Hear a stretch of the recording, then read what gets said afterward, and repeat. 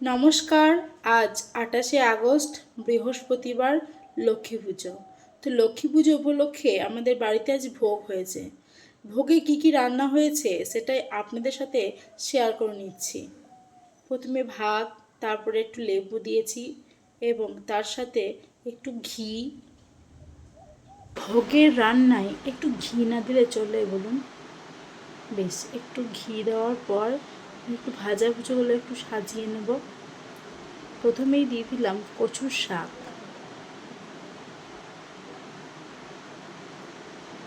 তারপর কচু শাকের পর দিলাম কুমড়ো এবং বেসন দিয়ে বড়া, তারপরে পেঁপে ভাজা, ঘি করলা ভাজা,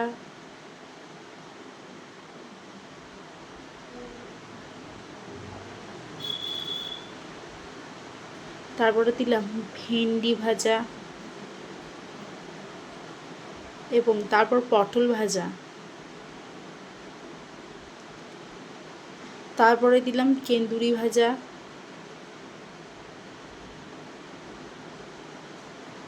তারপরে দিলাম ওল সেদ্ধ।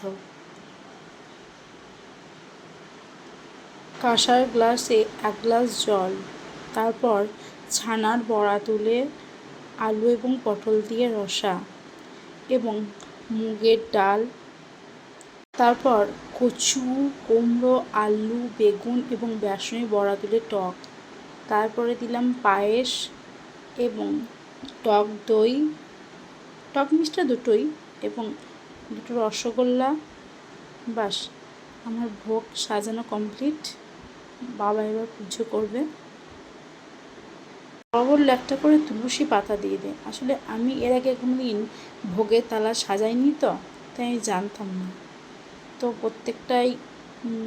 প্রত্যেকটা বাটিতে একটা করে তুলসী পাতা দিয়ে দিলাম এবং ভাতের উপরে একটা তুলসী পাতা দিলাম।